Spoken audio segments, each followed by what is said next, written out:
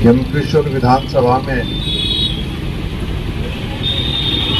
जिस रिजॉर्ट में अंकिता भंडारी कार्य करती थी, उस रिजॉर्ट के स्वामी ने और उनके साथ 2 अन्य लोग थे। जिस तरीके से अंकिता भंडारी की हत्या करने का काम किया है, इस हत्याकांड ने पूरे उत्तराखंड राज्य को झकझोर देने का काम किया है। और जिस दिन से ये हत्या हुई, उस दिन से लगातार उत्तराखंड राज्य के अंदर उत्तराखंड का आम जनमानस सरकार से ये मांग करता आ रहा है कि अंकिता भंडारी हत्याकांड की सरकार सीबीआई जांच कराने का काम करे। लेकिन सरकार के कान पर जूं तक नहीं रेंग रही है। और अंतोगत्वा जहां ऋषिकेश के अंदर तमाम साथियों ने धरना देने का निर्णय लिया, उसके बाद आमरण अनशन भी आप लोगों ने प्रारंभ किया।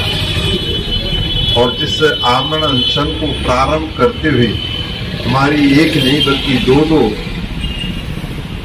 जो मातृशक्ति थी, उन्होंने आमरण अनशन किया। उनका स्वास्थ्य खराब होने की वजह से उन्हें पुलिस ने जबरन उठा करके ले जाने का काम किया। और मैं समझता हूं कि सरकार का ये प्रयास था, ये कुचेष्टा थी कि अगर हम आमरण अनशनकारियों को जबरदस्ती उठाकर ले जाने का काम करेंगे तो शायद ये जो धरना है, ये जो आमरण अनशन का कार्यक्रम आपने यहाँ पर आयोजित किया है, ये समाप्त हो जाएगा। और मैं सत्ता में बैठे हुए लोगों से कहना चाहता हूं कि देश के अंदर लोकतंत्र है और लोकतंत्र को लाठी के बल पर दबाया नहीं जा सकता है। मैं आप सबको साधुवाद देना चाहता हूं, आप सबको धन्यवाद देना चाहता हूं कि आपने ये संघर्ष जारी रखने का काम किया है। और आपके इस संघर्ष में हमने भी प्रयास किया, हमने भी कोशिश की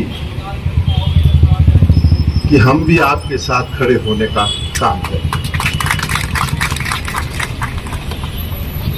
और मैं लगातार इस बात को देख रहा था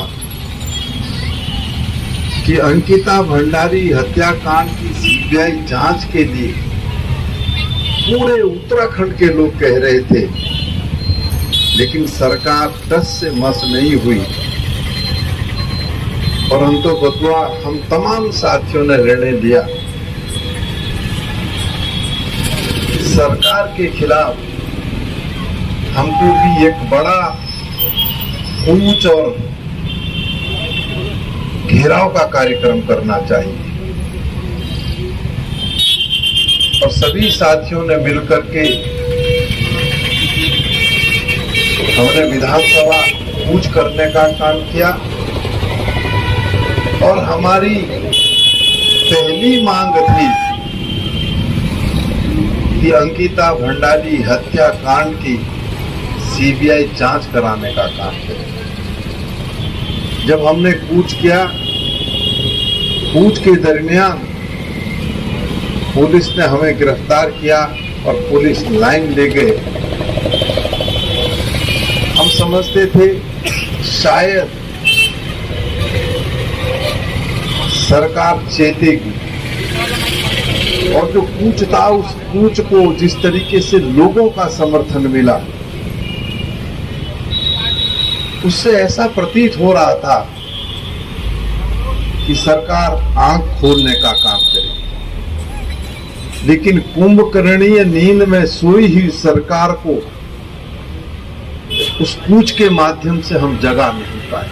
बेटी बचाओ बेटी पढ़ाओ की बात करता है, उसने बहनों की ये स्थिति कर दी कि जो बहनें अच्छे दिन की बात करने के लिए गांव गांव घर घर वोट मांगने जा रही थी भाजपा के लिए, अंकिता मर्डर केस में उनको घर से बाहर निकलने की मनाही भी इसी का कारण है कि जो बहन आपकी ऋषिकेश की इस काम में आगे आई, उसको पार्टी से बाहर करने का काम किया।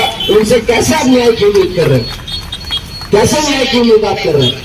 मैं उन बहन को नहीं जानता, लेकिन मैं हर जगह अपने भाषणों में इस बात का जिक्र करता हूं कि वो संगठन, वो आरएसएस, वो बीजेपी जो राष्ट्र निर्माण की बात करती है, सुचिता की बात करती है, जो बेटियों के अच्छे दिनों की बात करती है, वो जब अंकिता के ऊपर न्याय हुआ और जब उनका भी फंसा है, तो ऐसे में पहले तो उन बहनों को शर्म आनी चाहिए जो संगठन से जुड़ी है और जो संगठन की बात सुनकर एक गढ़वाल की बेटी को न्याय दिलाने की लड़ाई में घर से बाहर नहीं निकली। उनको शर्म आनी चाहिए, मैं साफ कहना चाहता हूं।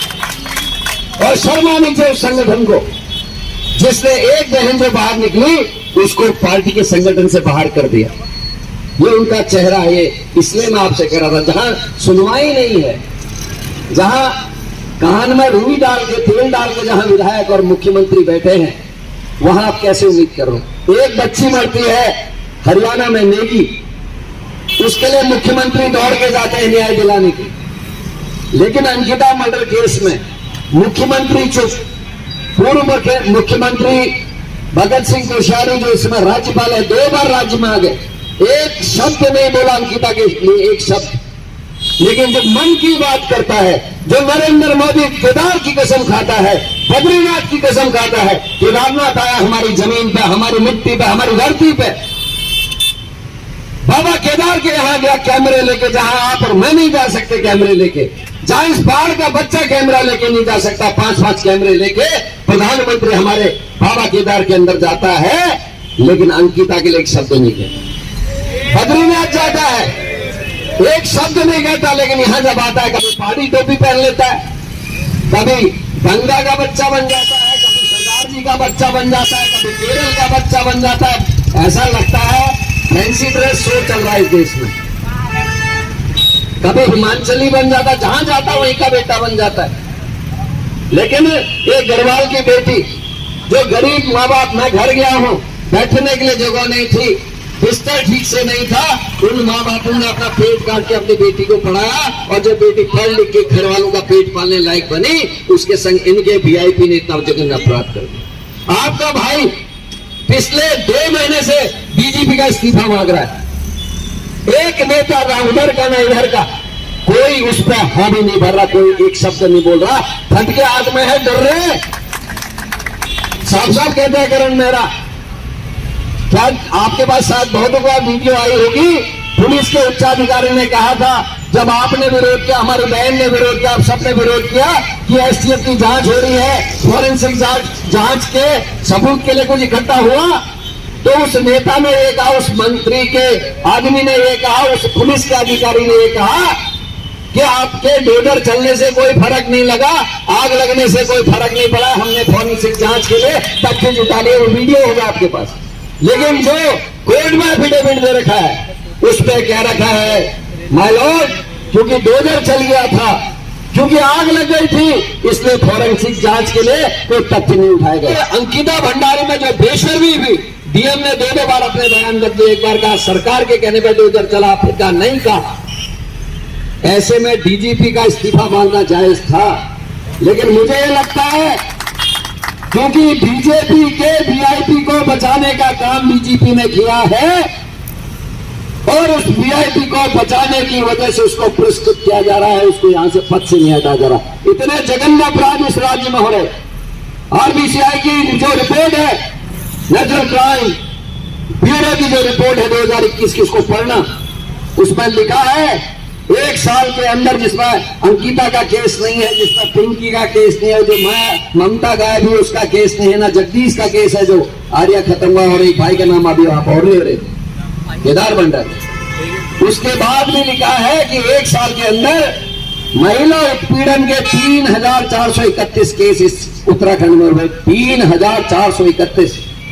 और प्रत्येक दिन, ये हमारी रिपोर्ट नहीं है, सरकारी रिपोर्ट है, प्रत्येक दिन इस उत्तराखंड में एक महिला का बलात्कार हो रहा है। जब इतना हो रहा है तो मुख्यमंत्री पद पर बैठ के क्या कर रहा है, डीजीपी पद पर बैठ के क्या कर रहा है, इनको इस्तीफा देना चाहिए। ये हमारी मांग होनी चाहिए। जो कहानी सुना रहा हूं, हिटलर नरेंद्र मोदी है, मुर्गा है जनता। जिस मुर्गे को हिटलर लेके आएगा, और जो उसके गवर्नर्स हैं वो है अंधभक्त। तो हिटलर कौन है, मुर्गा कौन है, और गवर्नर्स कौन है? हाँ।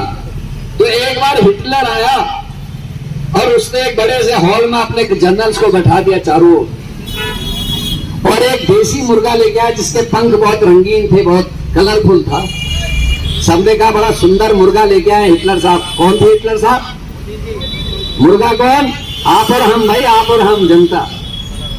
अब उन्होंने, हिटलर ने क्या किया, एक ग्लास पकड़ा और उस मुर्गे के पंख निकालने शुरू किए। उसने कहा ले लगाई जीएसटी, ये बढ़ाई महंगाई, ये करी रेलवे की नौकरियां साफ, ये करी एमईएस की नौकरियां साफ, ये तुम्हारा रोजगार छीन लिया, नोटबंदी करके तुम्हारे घरों का पैसा सब बंद कर दिया। मतलब जो जो करा था वो सब करते हुए मुर्गे के पूरे पंख निकाल दिया। मुर्गा बेचारा दर्द से तड़पा रहा है। 4 दिन से मोदी ने मुर्गे को जो है भूखा रखा था। अब गलती से मोदी निकल गया, हिटलर ने। उसके बाद वो जो तड़पता हुआ मुर्गा था, मतलब जो जनता थी, उसको नीचे छोड़ दिया। जनरल से कहा कुछ समझ में आया? उन्होंने कहा सब समझ में आया। उन्हें तुम बेवकूफ हो। उन्होंने कहा साहब इसीलिए तो अंधभक्त हैं, बेवकूफ हैं, इसीलिए अंधभक्त हैं क्योंकि हम बेवकूफ हैं। उसके बाद हिटलर उठा, मतलब नरेंद्र मोदी उठा, और उसने उस मुर्गे के आगे कुछ दाने गिराने शुरू किया। उसने कहा प्रधानमंत्री आवास योजना, उसने कहा लो फलाने योजना, कुछ छोटी मोटी योजनाएं जो दिखती हैं। सोनिया गांधी जी ने और मनमोहन सिंह जी ने योजनाएं शुरू की, उनके उद्घाटन करते हुए उन्होंने कुछ दाने गिराने शुरू किए। और वो मुर्गा जो दर्द से तड़प रहा था, भूखा था 3 दिन से, उसने वो दाने खाने शुरू किए। और अब हिटलर या मोदी जो है वो कमरे में चलने लगा। वो मुर्गा भूल गया कि इस आदमी ने मेरे पंख निकाले थे, इतना दर्द किया, इसने जीएसटी लगाई, इसने नोटबंदी करी, इसने नौकरियां खत्म कर दी। वो मुर्गा जो है उसके पीछे पीछे चलने लगा, जनता चलने लगी, मोदी जिंदाबाद, मोदी जिंदाबाद। और वो 2 दाने उसके आगे डालता, फिर 2 दाने खा लेता, फिर आगे चलता, 2 दाने डालता, फिर मुर्गा उसको खा लेता। उसने कहा आपको समझ में आया? जनरलों ने कहा नहीं समझ में आया। उसने कहा नहीं समझ में आया, तुम बेवकूफ हो, इसीलिए अंधभक्त हो। उसके बाद लास्ट में उसने भाषण दिया और उसने कहा देखो ये जनता है, आम जनता है। आम जनता को कितना सता दो, कितना मार दो, कितनी अंकिता मार दो, कितना केदार मार दो, लेकिन उसको छोटे छोटे दाने डाल के धर्म के नाम की चाशनी पिला के ऐसे अपने पीछे पीछे घुमा सकते हो। तो ऐसे ही हिंदुस्तान की पब्लिक का इस समय हाल है। मोदी मार भी रहा है, बच्चों की नौकरी भी खत्म कर रहा। अंकिता मरी क्यों नहीं है? क्योंकि आज चुनाव नहीं है। अगर चुनाव होता तो हर पार्टी का नेता अंकिता का पोस्टर सिर पे लगा के घूम रहा होता, जनता को कह रहा होता चलो क्योंकि वोट चाहिए थे, हमको किसी धर्म की चाशनी न रखे। कौन सा धर्म ऐसा है जो किसी दूसरे धर्म से नफरत करना सिखाता है? आप बता दीजिए। किस धर्म में कहा जाता है क्षमा ना करो? किस धर्म में कहा जाता है आप प्रेम ना करो? किस धर्म में कहा जाता है आप शिक्षा ना लो? किस धर्म में कहा जाता है कि आप साफ सुथरे ना रहो? सब धर्म अच्छी बातें सिखाते हैं, और हम ये कहते हैं कि ये देश जो है हर धर्म का है, हर जाति विशेष का है, हिंदू मुस्लिम सिख ईसाई हम सब है भाई। फिर हम क्यों चुनाव में नेताओं के कहने में धर्म के नाम पर वोट डालने जाते हैं? और वही कारण है कि आज अंकिता मर रही है और धर्म के नाम वोट मांगने वाले अपने घरों में बैठ के आराम से, आपके विधायक भी पीछे से जा रहे, पीछे से आ रहे, क्या फर्क पड़ रहा? इतना बड़ा भर्ती घोटाला हो गया इस विधानसभा में। हमारा आदमी केरल में भी अंकिता को याद रखता है, इनका आदमी यहाँ केदारनाथ आता, बद्रीनाथ आता, अंकिता को भूल जाता है। तो यही आप सबसे मैं कहना चाहता हूँ, मेरा पूरा समर्थन आप सबके साथ है।